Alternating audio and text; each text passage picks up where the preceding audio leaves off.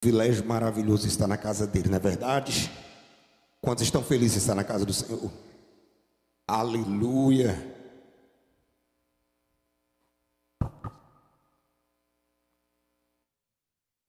Eu não sei se os irmãos têm um hábito que eu tenho de usar rede social. E eu sei que tem gente que passa direto quando vê propaganda, né, essas coisas.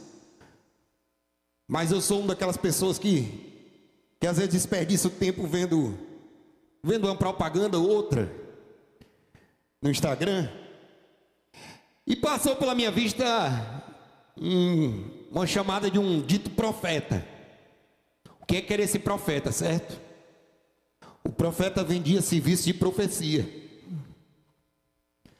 E ele adivinhava CPF, mostrava um compilado de vídeo desse senhor, ele fazendo leitura de CPF, e ele identificando o nome das pessoas, que tinha um auditório gigantesco, ele estava adivinhando o nome dessas pessoas. Ele chegava tipo um rockstar, assim, a banda tocando, e ele chegava na metade do culto, assim, passando como se fosse um personagem famoso.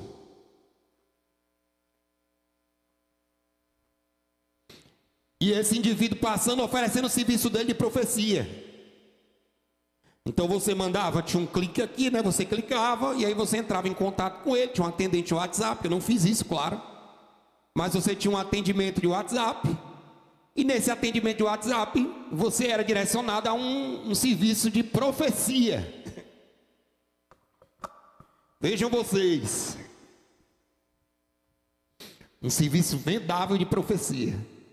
Aí ele dizia assim, ó, eu vou adivinhar como é que vai ser a sua segunda metade do ano de 2024 e tal. Tinha tudo isso, uma chamada muito bonita, uma música muito emocionante, o chip bem forte tocando, fumaça.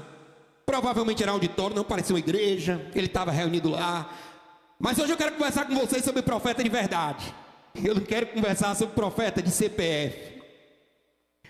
O profeta, antes de tudo, é aquele indivíduo que ele não só oferece a profecia, ele vivencia a profecia.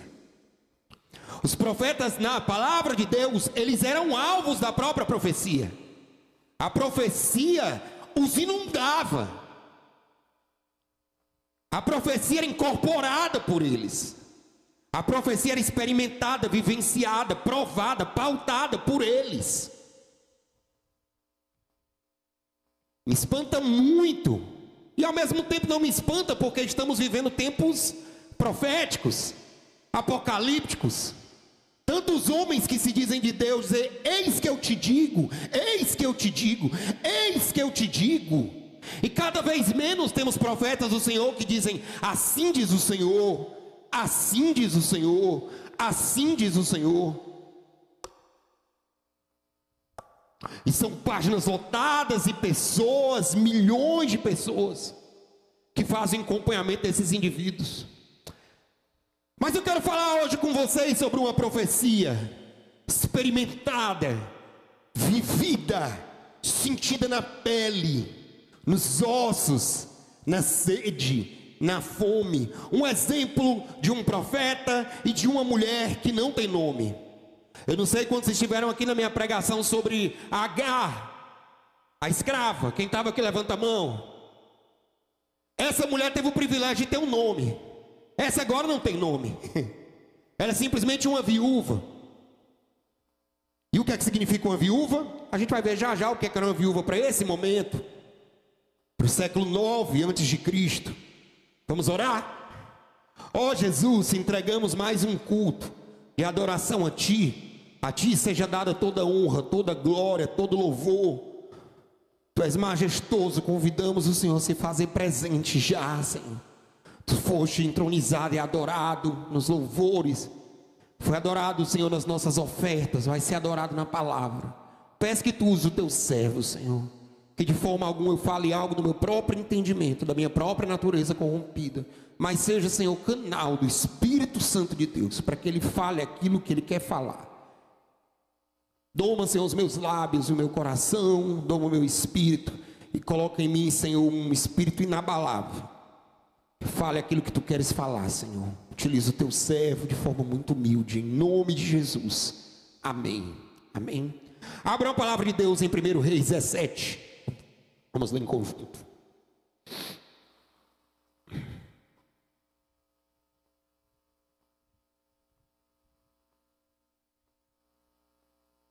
Obrigado, mídia.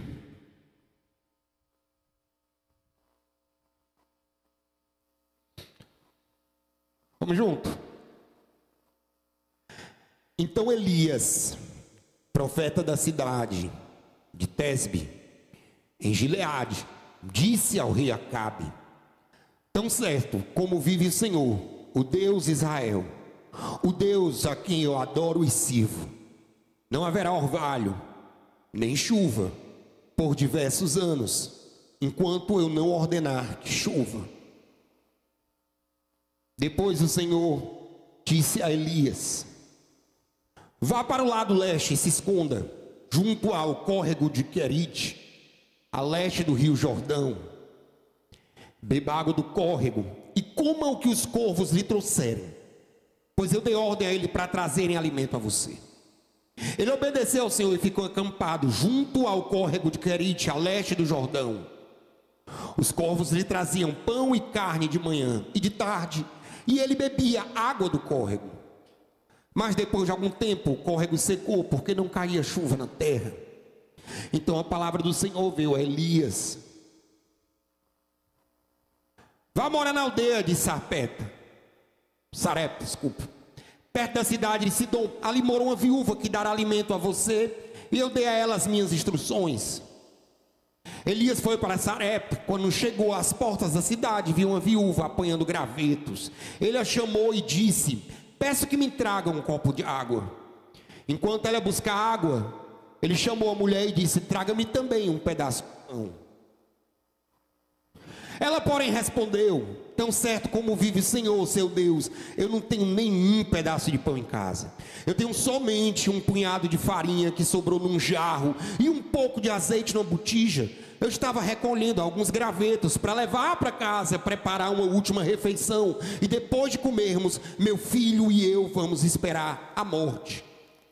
Mas Elias disse a ela: não tenha medo, vá para casa, faça o que eu disse, mas primeiro faça um pequeno pão para mim, traga para mim, e depois faça algo para você e para o seu filho. Porque assim diz o Senhor, o Deus de Israel: a farinha no jarro não se acabe, e o azeite na botija não faltará, até o dia em que o Senhor enviar chuva sobre a terra. A mulher fez conforme Elias disse a ela. Elias e o filho dela continuaram comendo do suprimento da farinha e de óleo, enquanto foi preciso. Amém? Vamos até aqui.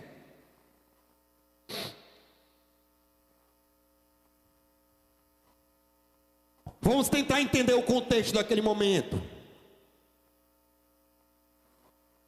Vamos tentar entender o que estava acontecendo naquele momento do rei Acabe. Quem era o rei Acabe? Rei Acabe era um rei indigno do trono de Israel. Era um homem mau, era um homem corrupto, era um homem que se juntava com os baalistas. Os profetas de Baal foram alçados ao papel de profeta sobre Israel. Ele era esposo da Jezabel, que vocês conhecem muito bem. Homem ruim. Eu fico imaginando num governo ruim. Todo mundo acompanhou o que aconteceu agora na eleição da Venezuela. Eleição onde Nicolás Maduro se tornou presidente de novo. E um profeta da parte de Deus vem trazer uma péssima notícia para um monarca que ele sabe que é ruim. Para vocês terem ideia, no capítulo 19, ele é chamado pelo rei de bagunceiro de Israel, arruaceiro. Você é um cara que traz transtornos para Israel. Você é um problema para Israel. Bom mesmo são os meus profetas do culto a Baal.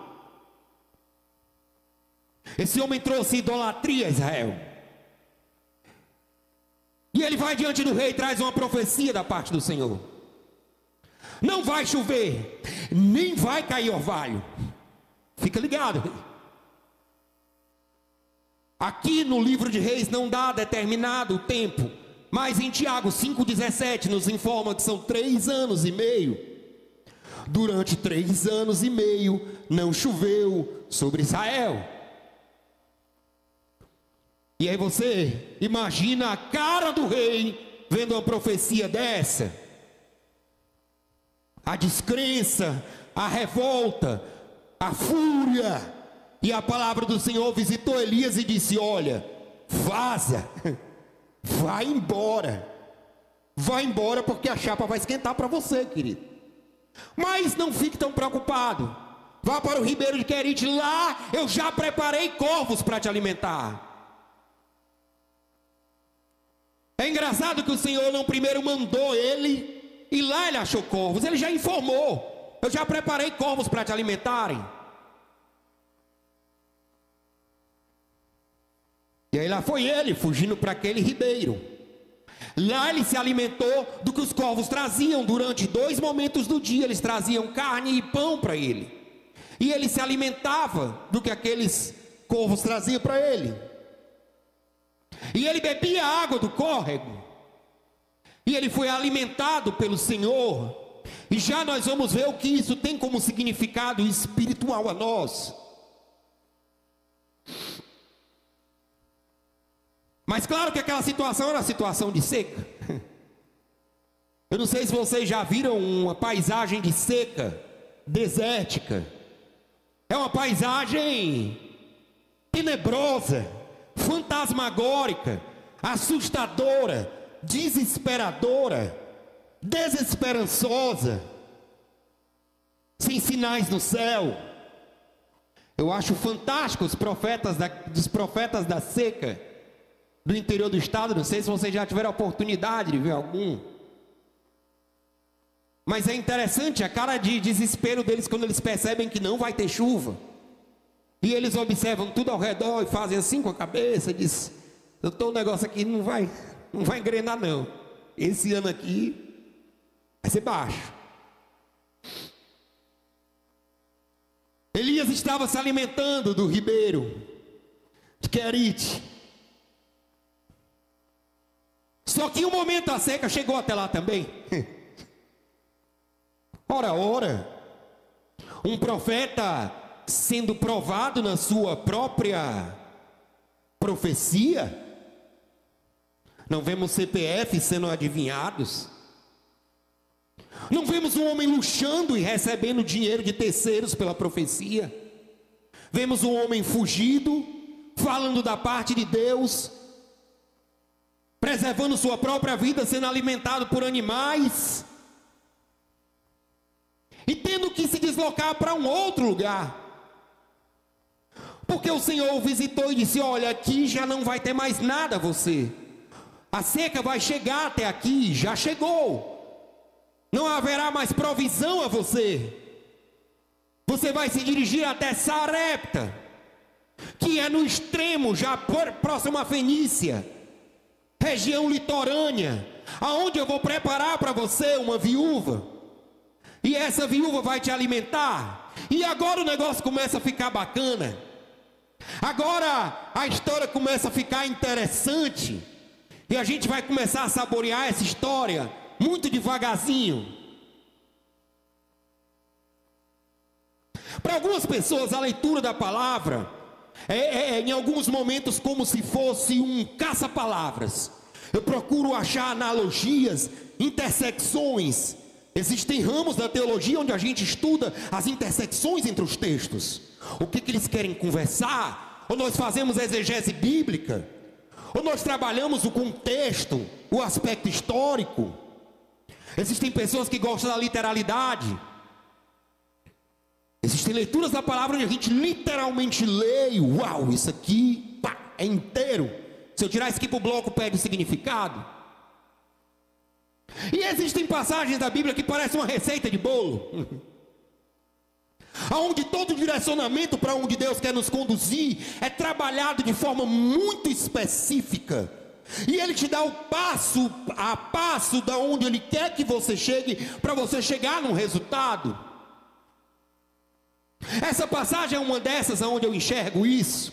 Quero convidar vocês a entrar no meu mundo de interpretação desse texto de 1 Reis 17, onde eu vejo como uma receita de pão, uma receita de bolo. Essa versão que nós temos, ela não fala a palavra bolinho, mas existe uma versão que trata Elias dizendo: faça para mim um bolinho, um pequeno bolinho dessa farinha e desse azeite. E é interessante essa palavra bolinho, porque ela está perdida no meio daquilo ali.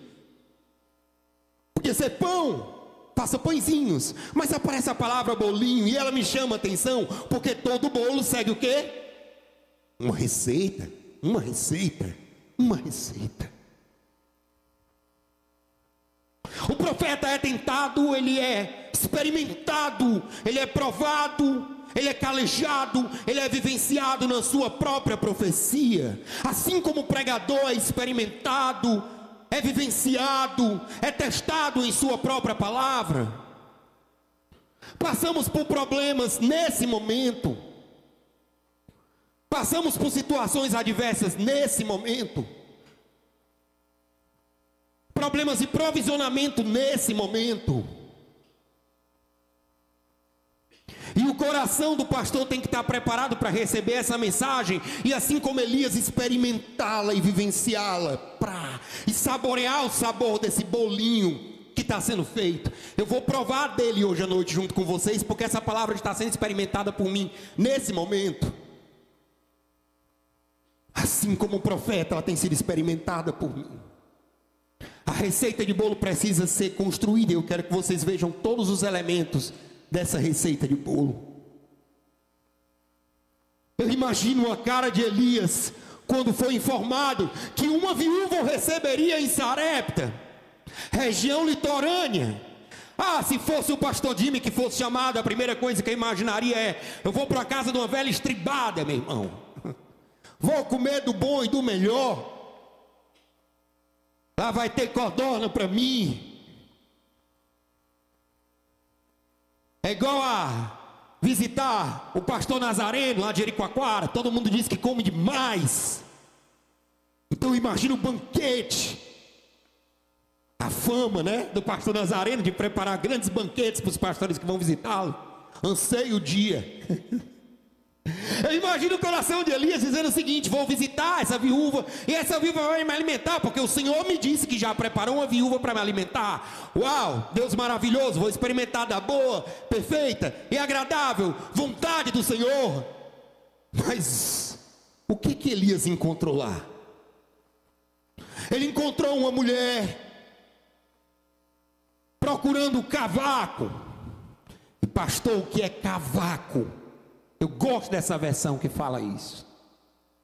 Cavaco é pequenos grãozinhos, madeirinha, resto de madeira. Essa mulher estava procurando isso para fazer fogo. Que situação terrível essa mulher se encontrava. Que situação terrível essa mulher se encontrava. Eu imagino a decepção do profeta chegando lá, cansado, com fome, caminhada longa, saí de um ribeiro, estou morrendo de sede. Aqui não tem corvo, aqui não tem carne, aqui não tem pão. E ele chega para essa mulher, essa viúva. E aí a gente vai voltar para aquela história de Agar que eu falei para vocês. O que é uma viúva no século IX antes de Cristo? Uma viúva é a segunda pessoa de pessoa nenhuma. Se ela tem algum nome é por conta de alguém que assume um nome para ela. Viúva é viúva. Viúva não tem moral nenhuma. Viúva não tem voz. Viúva não tem produtor. Viúva não tem provedor. Estamos num tempo onde o papel da mulher é submetido a apenas ser uma procriadora. Se ela procria, ok. Se ela procria e não tem marido, há grandes condições dessa mulher ser levada como escrava em alguma invasão. Provavelmente essa mulher não tinha utilidade nenhuma para nem ser levada como escrava. Então estamos falando de uma pessoa que não tem nada para ofertar. Eu já passei por situações financeiras onde uma pessoa me chama para conversar e eu disse: agora vai vir a oportunidade. Agora vai vir aquele convite de ouro. Aí tu senta com a pessoa para conversar, a pessoa diz assim: meu irmão, teria como você me ajudar com... Você diz: eu não sei se eu engano bem, e parece que está tudo muito bem. Ou talvez pelo meu nome, Cedime, a pessoa pensa que eu sou gringo. Mas ela chama pedindo ajuda. Eu imagino Elias chegando, olhando para aquela mulher dizendo: quem tem que ajudar sou eu. O Senhor me disse que ela vai me alimentar. Como é que ela vai me alimentar? Ele chega para ela, ela já está esperando ele. O Senhor já falou com ela. Lembrem-se que o Senhor já tinha preparado os corvos, e o Senhor já tinha preparado a viúva para Elias. O Senhor já tinha preparado. É engraçado isso, né? Eu adoro ver uma história, às vezes, quando a gente já entende o final dela. Porque quando a gente está na caminhada, a gente olha para as circunstâncias. E eu me lembro das circunstâncias adversas que eu já vivi, e quando eu relembro elas, eu percebo quanto elas foram maiores na minha mente do que elas realmente foram. Depois que vão passando os anos, você vai ver que aquilo que você enfrentou nem era tão pesado assim. Era pesado porque você estava no meio da caminhada. E aí você vê como Deus estava no controle de todas as coisas. E o Senhor te fazendo passar por aquilo e você nem sentindo o que Ele estava fazendo. Te conduzindo para aquilo. A receita do bolo, a receita do bolo. Um espaço de escassez, aquela mulher não tinha nada. E quando o profeta se encontra com ela, ele diz assim: eu estou com sede. Você sabe para que eu vim? Eu vim para comer e para beber. E ela diz assim: eu estou aqui catando o cavaco. Você já ouviu essa expressão? Catando o cavaco. Estou catando palitinho para fazer fogo, porque eu só tenho um pouquinho de farinha, um pouquinho de azeite. Eu vou preparar um pãozinhos e eu vou morrer. Eu vou morrer. Só entende o que é que eu estou fazendo aqui? A gente vai ter uma última refeição decente e nós vamos morrer. Existem situações na vida da gente que a gente controla. Existem situações na vida da gente que a gente provoca. Existem situações na vida da gente que vem vindo e a gente vai acompanhando aquilo ali. Uma hora a bomba vai vir. E existem situações na vida da gente que a gente não tem nenhum controle. A gente está no meio da onda, balando lá dentro, pá, até parar do outro lado. Não sei se vocês já ficaram assim. Não tem controle. Não tem vizinhança. Não tem arredores. Não tem vizinho. Não tem ninguém. A passagem de 1 Reis, capítulo 17, nos mostrou uma mulher absolutamente sozinha, recebendo um profeta. Deus a visitou e disse: alimente o meu profeta. Alimente o meu profeta. Alimente o meu profeta. E o profeta pede água. E diz assim: antes de você fazer a comidinha do seu filhinho, você vai preparar um bolinho para mim. E essa palavra me pegou. Bolinho. Porque em algumas versões mais recentes aparece punhadinho de pão. Mas eu gosto da versão que tem bolinho. Porque o bolinho me lembra uma receita. E que receita é essa que esse capítulo pode nos ensinar? A receita que esse capítulo vai nos ensinar é o seguinte: quais são as receitas, quais são os ingredientes que eu tenho que fazer para chegar até a provisão de Deus? O que é que tem que acontecer? Quais são as etapas que tem que ser concluídas para que a provisão de Deus seja realizada na minha vida? E eu vou começar a conversar com vocês sobre isso. Quem quiser escrever já pode escrever. A primeira coisa que precisa É um profeta? É uma profecia? Nós temos um profeta, Elias. A segunda coisa é uma palavra. Opa, por que o senhor está dizendo que precisa de uma palavra? Porque quando essa mulher diz que vai morrer, o profeta olha para ela e diz assim: assim diz o Senhor, nada vai faltar para você. Opa, o profeta não está dizendo, eis que te digo varoa. O profeta não está dizendo, feche seus olhos, estou vendo aqui o xarabatão, alguma coisa acontecendo. Ele não está fazendo isso. Assim diz o Senhor. A profecia já chegou a ela. Ela não está fazendo coisas em vão. Ela já foi anunciada que o profeta iria para a casa dela, ela precisaria alimentá-lo. Essa mulher só deu um pano de fundo maior para o profeta. Ô profetinha, eu tenho para te fazer isso, mas quando acabar, vamos tudinho para a terra do pai junto. O Senhor vai nos levar. Mas existe uma palavra, e existe um profeta de verdade. Enquanto existe uma palavra, enquanto existe um profeta, haverá provisão. Haverá provisão. Enquanto houver um profeta e uma palavra, haverá provisão. O bolo é a provisão.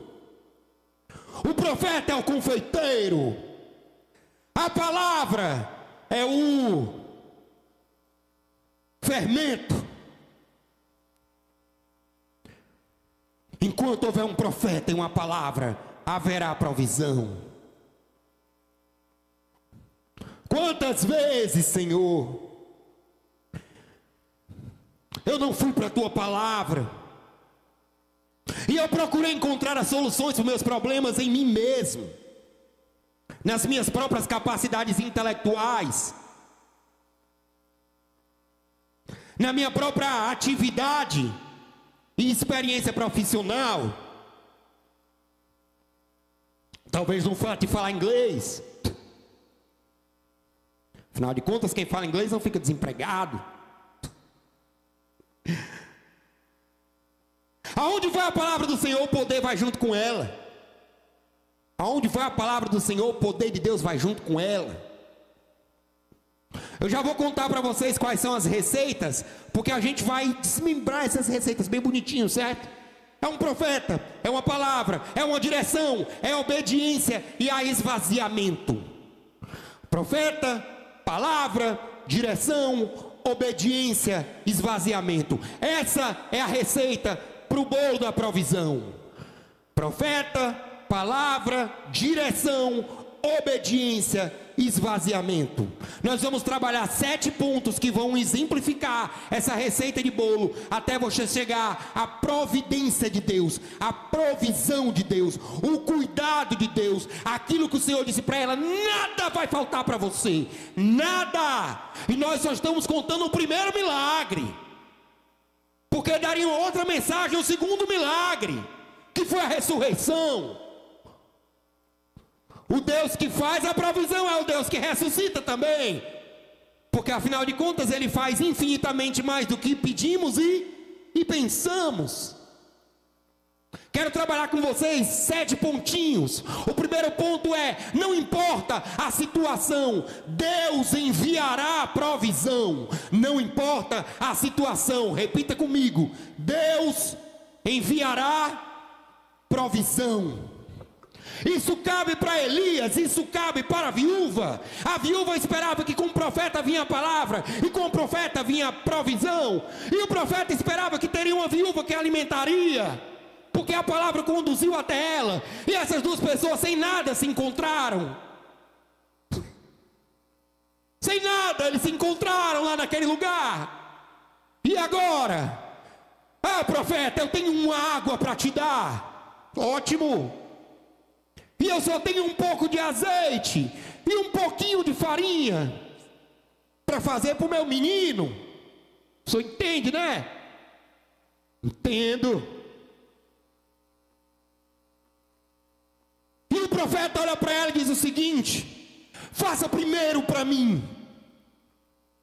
E eu imagino você recebendo, eu recebendo uma profecia dessa. A primeira coisa que nós faríamos era colocar em xeque o caráter desse profeta. Ué, o cara chegou aqui para cuidar de mim, que ele quer a primícia. Que ensinamento! Afinal de contas, quando eu estou desempregado, eu não dizimo. Afinal de contas, se a minha empresa está indo mal, eu não preciso dizimar. Como é que eu vou dizimar? Eu não tenho. Vou tirar de onde? Afinal de contas, essa igreja já está com as cadeiras muito bonitas. Vou botar na pedra e vou deixar o vento levar. É assim o trato da primícia com muitas pessoas. Vou esperar o tempo para dar. Quando eu tiver, eu dou. Quando o Senhor prosperar a minha casa, aí eu vou agradecer o Senhor através de uma oferta muito rechonchuda para aquela igreja lá. Para aquela igreja lá, ó. Primícia.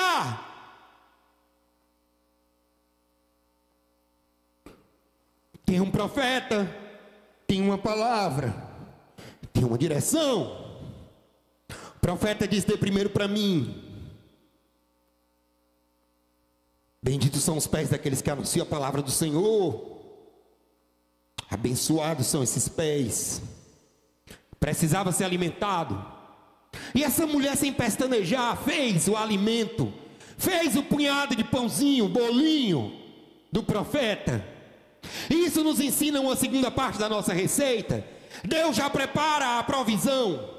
Deus já preparou a provisão. Deus não esperou chegar para Elias e dizer o seguinte: vá para o deserto, vá para o ribeiro. Aí ele está no ribeiro, e agora? Aí vem os corvos. Ele diz assim: não, vá para o ribeiro que eu já preparei os corvos. Eu já botei a ordem para os corvos te servirem, fica tranquilo. Ele chamou Elias e disse: vá para a casa da viúva, tem uma viúva te esperando. Deus já preparou a tua provisão. Talvez você hoje não esteja vendo, mas ela já está preparada. Já está preparada.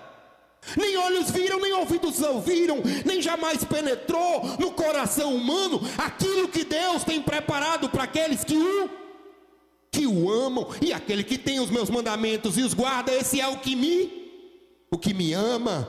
Tem um profeta, tem uma palavra, tem uma direção. Deus já preparou a provisão. Deus não mandou Elias lá de qualquer jeito. Nós estamos falando de Deus. E o papai é maravilhoso. Terceiro ponto: a provisão está onde Deus te direciona. A provisão está onde Deus te direciona. O que é que significa, pastor? Se você ficar parado no mesmo lugar, a provisão não vai chegar. Se Elias ficasse lá parado esperando Acabe tomar uma direção, sabe o que é que ia acontecer? Ele ia virar mingau. Quando a voz de Deus falar para você: faça, vá, ande, caminhe, prossiga, toma os direcionamentos que Ele te mandar. Ele vai te direcionar. Seja para o deserto, seja para manancial, Ele vai te mandar para algum lugar. Eu tive a chance, a alegria, já semana retrasada, estar lá na Ágape de Sobral. Conversei com o pastor Carlis, e ele me contou quando foi chamado para a Ágape de Sobral. O pastor Lizinho me direcionou para cá, foi ele quem me direcionou. Vocês vão para lá, vai dar tudo certo, vai dar tudo certo. Eu não vi nada. E hoje, pastor, eu não saio daqui de jeito nenhum. Aqui é a terra que é mano leite e mel, aqui é maravilhoso. Fiz minha vida aqui, olha que lugar lindo.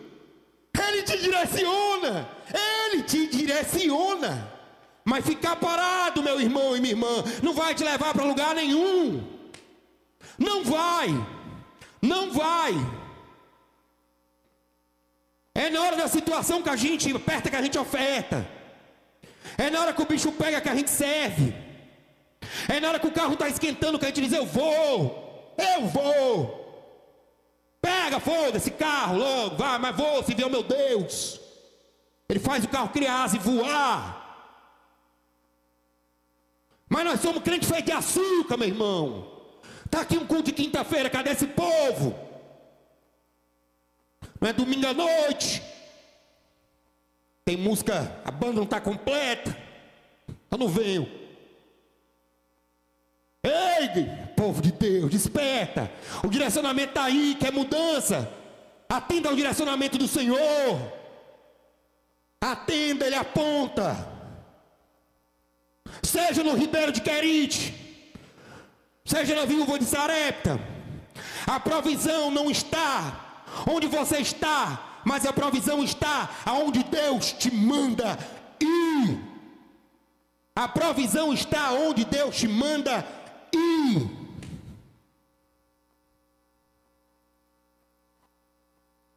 Elias tinha isso guardado, quente, tatuado no coração dele. Tanto que ele não titubeou. Sabia o Deus que ele seguia. Bota aí água para mim, faça aí um bolinho para mim que eu vou comer. E relaxe seu coração, garota. Eis que eu te digo, o Senhor está dizendo que nada vai faltar para você. Nada, nada. Você entende o que Deus está dizendo para você? Você entende o que Deus está dizendo para mim? Nada vai faltar para mim. Nada, nada, nada. Sempre haverá um punhado a mais de farinha. Sempre haverá um 12 a mais de azeite. Sempre haverá mais farinha. Sempre haverá mais azeite. Sempre haverá mais farinha. Sempre haverá mais azeite. Sempre haverá.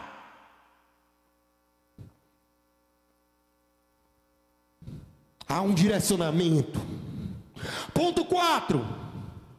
Para nossa receita de bolo da provisão: crer contra a esperança. Vocês sabem a diferença de fé e confiança? Fé é absurda, confiança é racional. Confiança é entrar no avião e ter todos os sinais de emergência lá para você. Em caso de acidente aéreo, caso de um problema, o avião vai cair no mar e vai ter máscaras de oxigênio. Confiança. Temos um piloto muito preparado. Confiança. Fé é outra coisa. Fé é o carro sem freio. Fé é o dia que o médico diz assim: tu tem tanto dia de vida. Isso é fé. Fé é outra coisa. Fé é o salto do absurdo. Fé é pular no nada. Sabe por que Elias tinha fé? Sabe por que a viúva tinha fé? Porque eles não olhavam para a provisão, eles olhavam para o provedor. Para o provedor. Quando seu olho está fito naquele que pode fazer, aquilo que vai chegar é só resultado. O nosso olhar tem que estar totalmente conectado àquele que nos provém de tudo, porque Ele é bom. Porque Ele é bom. Porque Ele gosta de galardoar. Porque Ele gosta de te abençoar. Porque Ele é feliz em te ver feliz. Porque Ele te direciona para o lugar da provisão. Ele te levou para aquele deserto, para aquela mulher cavando o cavaco, para aquele lugar, ser lugar de provisão. Ele não te levou para um lugar onde as máscaras de emergência cairiam, um lugar onde o freio era de ABS, para um lugar onde o médico disse: faça um tratamento de 15 dias e você estará curado. Isso não é fé, isso é confiança. A confiança é racional, a fé é absurda. A fé é absurda. Só dizima quem tem fé. Só dizima quem tem fé, porque ele materializa, ele torna real, palpável, pegável aquilo que ele abre a boca domingo para cantar. Outro bem não possua além de ti. Tu és a minha herança. Tu és o meu tudo. Tudo. Aonde? Eu não sou nada sem ti. Tu és meu ar, Senhor. Este é o meu pão, a tua presença. Na hora de materializar, na hora que o bicho pega, meu irmão e minha irmã, aí a gente vê quem confia e quem tem fé. E a fé é o fundamento daquilo que eu não vejo, mas eu creio. O profeta cria, mas não via. De uma mulher magra catando o cavaco, ele viu uma mulher com muita provisão. De um saquinho, ele deve ter dito no coração dele: ela não faz ideia do que vai acontecer aqui. Ela não faz ideia. Esse saco aqui não vai acabar nunca, minha senhora. Esse azeite aqui não vai acabar nunca. O confeiteiro está ali, cara. Ele é bom. Não olhe para a provisão, olhe para o provedor. Não olhe para a situação, olhe para o remediador. Não olhe para a doença, olhe para aquele que pode te curar. Não olhe para o desemprego, olhe para aquele que pode te abençoar. Não olhe para aquilo que está em escassez, olhe para onde você pode chegar e aonde Ele quer te colocar. Todo medo é o medo da morte. Todo medo é medo da morte. A raiz de todo medo é o medo de morrer. Faz parte da nossa natureza. Mas quando entendemos que a morte foi vencida na cruz do Calvário, e a nós está reservado um reino de glória, de paz e de justiça e de abundância de tudo, a morte não é mais medo. Nós não temos mais medo de nada. Porque como disse Paulo, eu entendo que morrer para mim é o quê? É lucro, é ganho. Se eu vazar daqui eu ganho. E se eu ficar aqui, meu irmão, eu olho para o provedor, é Cristo. Creia contra a esperança. Creia contra a esperança. Como assim, pastor? Eu espero que apareça aqui alguma coisa. Eu espero que o Senhor traga junto com o profeta comida. Eu espero que na casa dessa velhinha, dessa viúva, tenha alguma coisa para comer. Fé não é isso. Fé vai ter. Fé daqui a 12 anos você vai ser chamado para cá. Nós vamos celebrar junto. Você vai me ver pulando. Você vai me ver aqui, ó. Sapateando aqui, em nome de Jesus. Tudo declara uma coisa, mas o meu Deus declara outra. Olha para o provedor. Não olha para a provisão. O nosso problema é que nós olhamos para a provisão. Nós olhamos, nosso olhar está cativo à situação. E nós pensamos naquela situação. Nós olhamos para o boleto todo dia e diz, não tem como. A gente olha para a dívida e diz, não tem como pagar. Olha, racionalmente não tem como aparecer. Eu já fiz isso. E quando tu fita teus olhos para o Senhor e diz, Senhor, peleja isso aqui por mim. Babou, me direciona. Aí o Senhor diz, vá para lá. Aí você vai para lá. Olha a receita do bolo acontecendo. Há um profeta, há uma palavra, há um direcionamento. Há um profeta, há uma palavra, há um direcionamento. E há uma obediência. Ponto 5. Quando a nossa fonte se esgota, a fonte de Deus jorra. Que coisa linda. Que Ele cresça e que eu diminua. E convém que Ele cresça e que eu diminua. A minha fonte seca, mas a fonte dele jorra. Não tem mais a ver comigo. Não tem mais a ver com o meu intelecto. Não tem mais a ver com a força do meu braço. A força não é daqueles que correm melhor. Não é dos fortes a vitória. Não é pela força do meu braço. Meu querido e minha querida, quando a fonte da sua casa, dos seus recursos, da sua fé secar, entenda, é ali que o milagre vai rolar. É ali que o negócio vai acontecer. Porque não há mais você. Você está esgotada. Não tem mais o que fazer. Aí sabe o que você faz? Você pega e diz assim, ó, eu só tenho ao Senhor. Peleje por mim, Senhor. Toda a tua força vai estar no teu joelho. Pá! E no teu coração e na tua mente, todo o teu direcionamento é para clamar para Ele, clamar, até que o momento aquela fonte jorra. Não é mais a tua fonte, é a dele. Brotarão rios de água viva. Ah, mulher, se tu soubesse com quem está falando, se tu soubesses, você beber água que você nunca mais ia sentir sede. Obediência é uma das receitas do nosso bolo da provisão. Porque aquele que é obediente, ele faz a vontade do Senhor. e vai fluir águas vivas, vai fluir a providência. Essa mulher em nenhum momento titubeou e disse assim: tem como só deixar só mais um pouquinho? Tem como só não comer desse bolo? Tem como só fazer descer alguma coisa miraculosa, que um raio, e fazer brotar sacos? Tem como o Senhor mostrar para mim alguma manifestação espetacular? O céu, tem como mudar o céu? Adivinha meu CPF? Não. Pegue água, pegue azeite, pegue farinha, me traga, e depois você vai comer. Depois você vai comer. E assim diz a palavra do Senhor: nada vai faltar para você, nada vai faltar para você.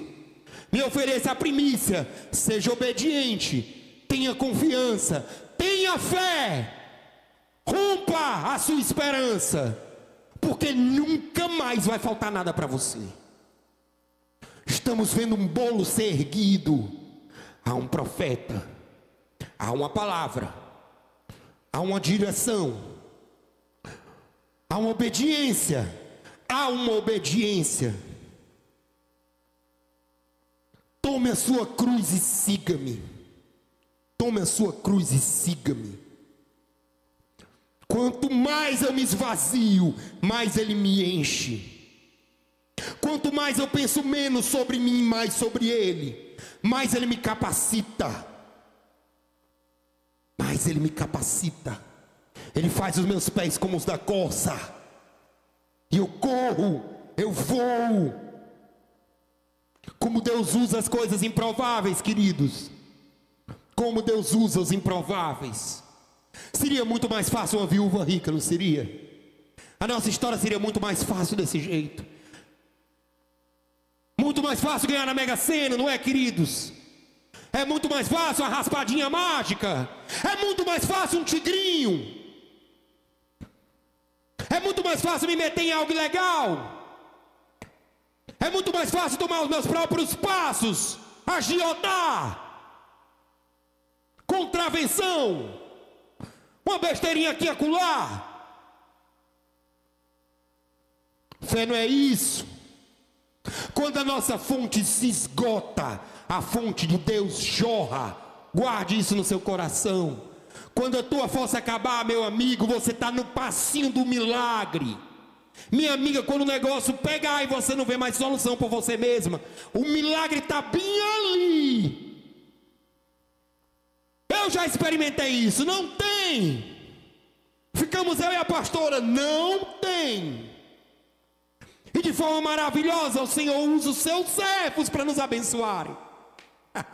Fantástico. Aí você disse: o que eu precisava? Exatamente o que chegou a mim. Deus, como é maravilhoso experimentar isso. Você está vendo materializado um milagre. A provisão, como é gostoso seguir a receita da provisão. Passo número 6. Sempre existirá um não temas. Não temas. Versículo 13.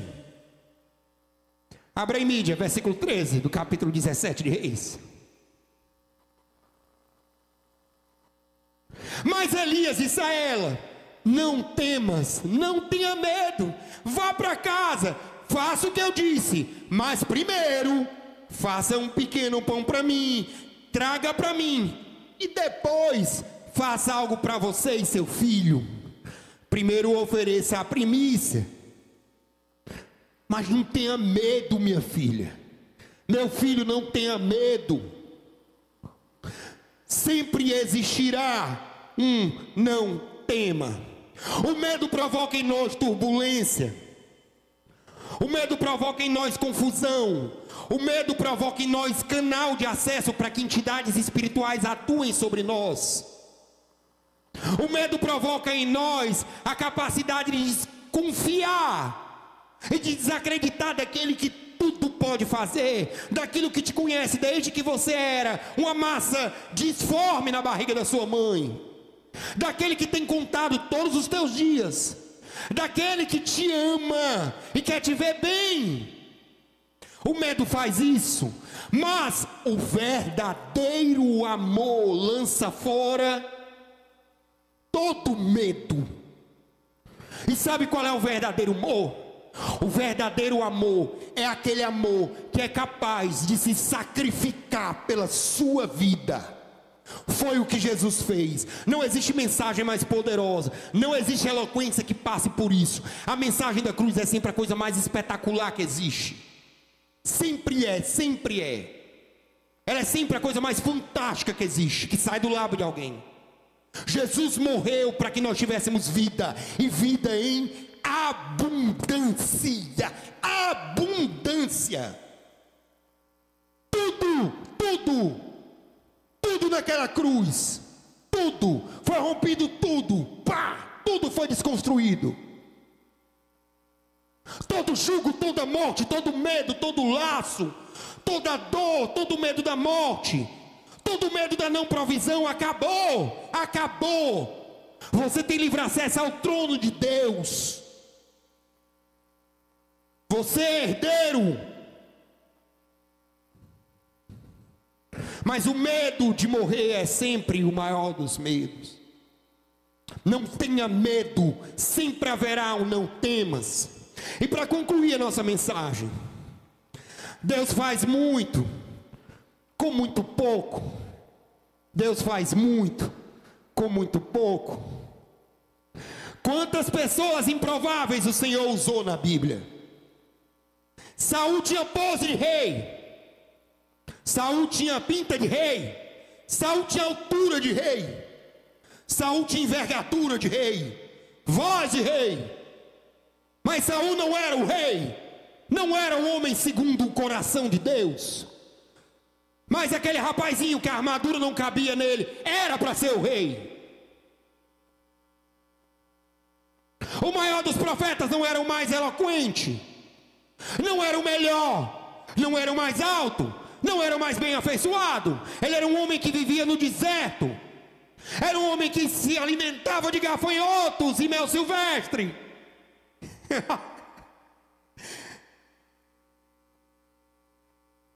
Ele era o maior, mas quer ser maior do que ele, seja menor. O menor é maior do que ele. Os improváveis, sempre os improváveis, sempre os improváveis, sempre eles.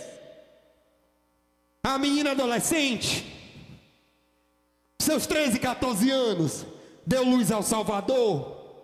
Os improváveis. O pescador ignorante que corta a orelha dos outros. Os improváveis. Aquela galerinha adolescente, jovem, que entraram lá no cenáculo junto com Jesus, e o Senhor curou aquele homem da mão seca. Os improváveis. Paulo, o perseguidor, assassino, homem mau. Os improváveis. Deus faz muito com muito pouco, querido. Deus escolhe as coisas loucas desse mundo. Deus escolhe as coisas pequeninas desse mundo. Deus escolhe a tua situação adversa para mostrar para Ele o poder, a glória e a capacidade de mudar a vida que Ele pode fazer. Guarde isso no seu coração. A sua leve e momentânea tribulação não é nada perto daquilo que Ele vai fazer na sua vida, para a honra e a glória futura que chegará a ti. Os meus celeiros transbordarão, os teus celeiros transbordarão, e eu profetizo isso em nome de Jesus, em nome de Jesus. Mas o profeta não fica por isso. O profeta declara um novo tempo na casa daquela mulher.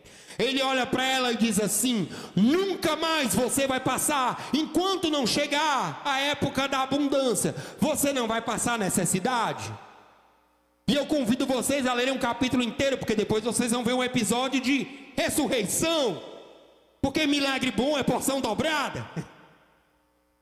Porção dobrada é sempre maravilhoso, e eu creio nesse Deus, que além de fazer mais, Ele faz infinitamente mais. Não só mais, infinitamente mais. Mas vamos rever a nossa receita de bolinho, do bolinho de Elias. O bolinho que chegou até a provisão, o bolinho que chegou até um novo tempo na vida dela. Vamos juntos? Profecia, direção. Quem crê nisso diz aleluia, aleluia, louvado seja o nome do Senhor nosso Deus. Profecia, palavra, direção, obediência, esvaziamento. Isso vai redundar em provisão, provisão. Não dá errado. Eu lhe garanto em nome de Jesus. Eu me garanto, Jimmy, em nome de Jesus. Não dá errado. Se eu me humilhar, se eu acreditar na palavra, se eu seguir a direção, se eu for obediente e se eu esvaziar de mim até que a fonte dele jorre, eu vou ver os céus abertos. Eu vou ver os céus abertos. Que nós venhamos a introspectar essa profecia. Profeta bom é aquele que vivencia na sua própria pele aquilo que é profetizado, para que nós não venhamos a dar ouvido a profetas de meia boca, que revelam CPF, amor de Deus, que diz assim: veja em você um varão chegando e te acompanhando. Não. Assim diz o Senhor: não vai faltar nada para você. Essa é a profecia. Os teus celeiros transbordarão, as tuas fontes jorrarão, e nós celebraremos e veremos na terra dos viventes grandes coisas que o Senhor fez por nós. Quem crê nisso diz amém. Vamos orar? Ó Jesus, entregamos a Ti mais um culto a Ti, Senhor. Que a Tua palavra, Senhor, a Tua profecia encontre guarita no nosso coração. Encontre, Senhor, lugar de cativo no nosso coração.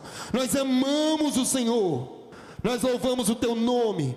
Que essa igreja, Senhor, introspecte cada vez mais que o Senhor é bom, que o Senhor quer nos ver bem, que a Tua vontade é boa, perfeita e agradável, e que nós venhamos a seguir, Senhor, à risca, de forma obediente aquilo que Tu queres, para chegarmos num caminho do milagre, da provisão, da abundância que não tem fim, Senhor. Nós acreditamos, eu acredito no Senhor com toda a força do meu viver. Em nome de Jesus eu declaro vitória, bênção sem fim na vida de cada irmão aqui, daqueles que nos assistem. Nós veremos essa comunidade, Senhor, próspera, feliz em tudo, em nome de Jesus. Nós veremos, nada nos faltará, nada nos faltará. Teremos em abundância para abençoar, para abençoar. Fica conosco, Senhor, nos conduz em paz para os nossos lares. Cuida do nosso coração, cuida dos nossos olhos e nossos ouvidos, que nada nos afaste da Tua palavra, porque a Tua palavra é a verdade, e nós amamos a Tua palavra. Fica com a Tua igreja, em nome de Jesus. A igreja diz amém, amém, amém, aleluia, louvado seja o Senhor.